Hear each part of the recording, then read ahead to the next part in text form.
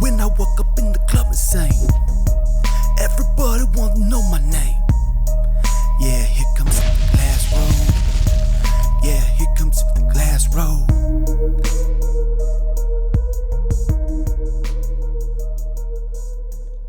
Two things real quick this morning.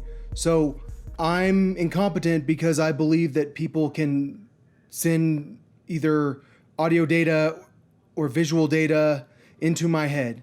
The computer people will understand why I'm talking about the data type of what is sent into my head. So I'm incompetent because of that. But when I caught the NSA hacking me, I was told in my head that it was a big deal that I caught them, that there were certain people in the government that wanted to kill me because I caught them. And in reality, I'm pretty sure I caught the FBI hacking me, not the NSA. And then the NSA got involved with it because it's the NSA software. According to someone from my college, he told me that, he said, you do realize that the NSA and the FBI all use the same software, right, to hack people. And so I was told in my head it was a big deal that I caught them and that there were certain people that wanted to kill me. And then I went to work and my boss told me that the Secret Service wanted to do a project with me on Bro IDS.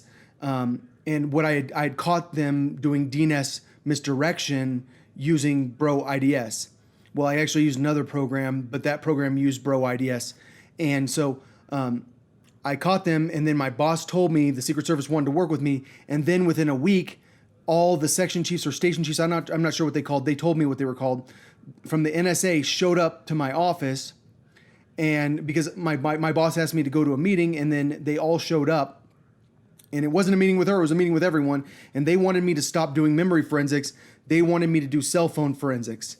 And I was kind of pissed because I had spent like a year almost, or probably like 7 months, 8 months working on this memory forensics program because I was going to stop solar winds.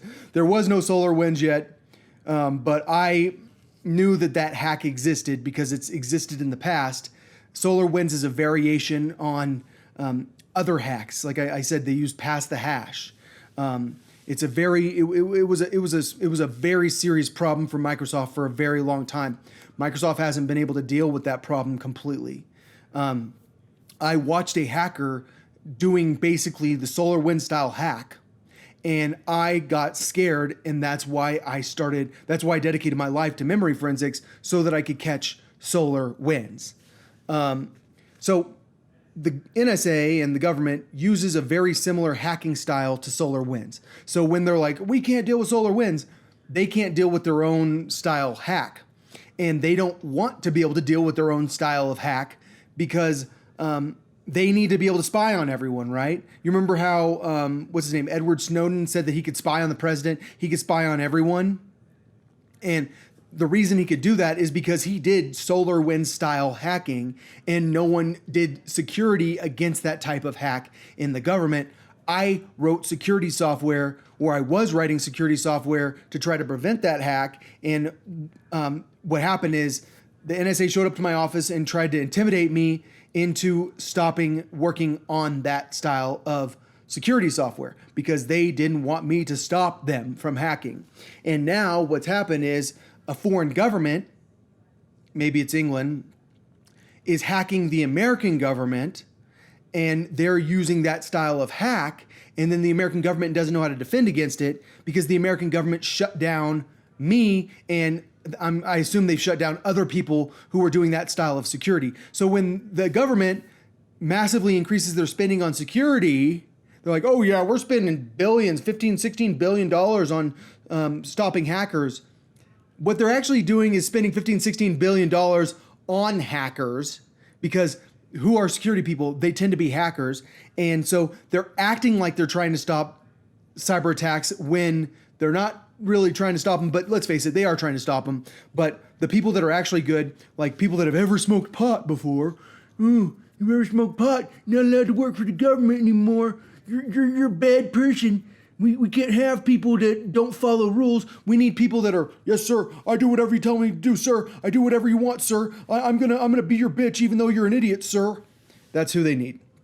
They need people that are very compliant. They don't want anybody who's a free thinker. They definitely don't want a radical anti-hacker person, because I've been a victim of hacking. They censored me so that I couldn't be a musician. I'm sitting there going, how in the world does no one know who I am? But then people know who I am. I meet random people on the street who are fans of Glass Roads and Crystal Streets, or the artist. I was the artist formerly known as Vnox 7 at that time, not the artist formerly known as Vnox 7. I'm meeting people that know who I am. I'm seeing people on Twitter that I follow posting my lyrics, like Frances Cobain, who was Kurt Cobain's daughter. Kurt Cobain was the lead singer of Nirvana.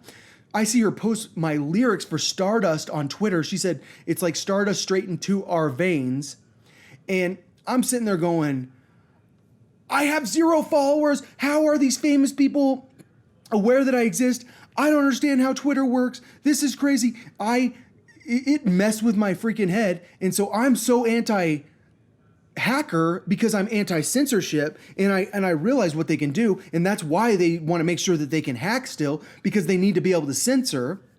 And I'm just saying, like, they can't stand people that are very against hackers. They need to make sure that if they have a security person, they're also a hacker, so that if they figure out how to do something, they'll keep it a secret.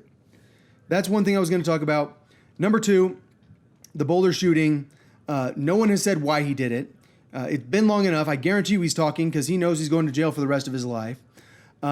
Everyone is blaming the assault rifle. That's all they want to talk about, but he didn't even buy the assault rifle in Boulder. He bought it in Nevada. So he buys it in Denver, basically, and then he drives to Boulder, and then everyone goes, oh, Boulder, if only they had banned assault rifles, everything would be fine.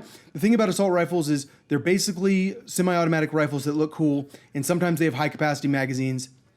I don't think you can blame the fact that a gun looks cool for being the reason that people shoot each other. Granted, I think that the more guns that are out there, the more gun violence we're going to have.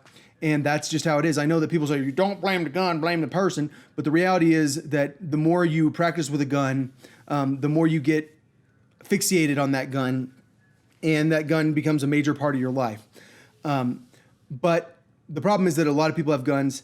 And in my opinion, if I was at that grocery store when that guy started shooting, I would have killed him very fast.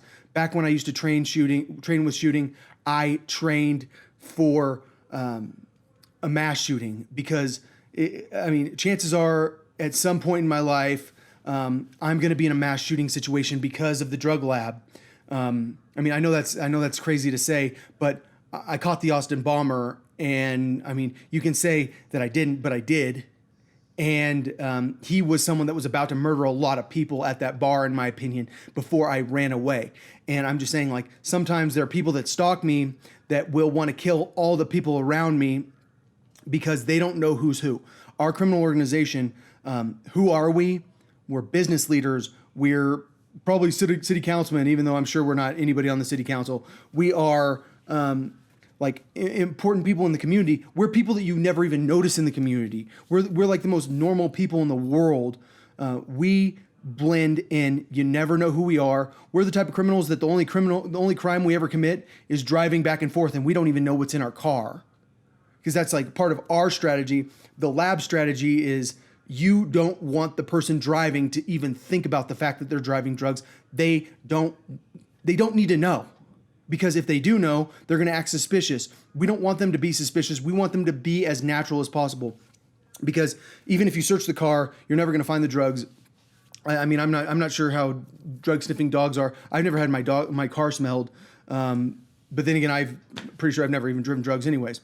So anyways, what I'm trying to say is the assault rifle wasn't the problem. The number one type of gun people use during mass shootings or during all shootings is handguns, because they're easily concealed. It's a very, very common thing. The majority of deaths from shootings are from handguns. So if we're going to ban anything, ban handguns. That's not going to work. There are too many guns in the United States. I'm for limiting the amount of bullets on that a person can have on them. Back in the day, I don't think I ever carried more than I did. I carried more than 16 bullets. I carried a 12-round magazine and a 10-round magazine. And at one point, I actually had another magazine that was 10 rounds. That was for like really scary trips. And so I had 32 bullets on me very rarely. But then I got rid of that gun, and I was carrying a 7-round magazine with a backup 7-round magazine, one in the chamber.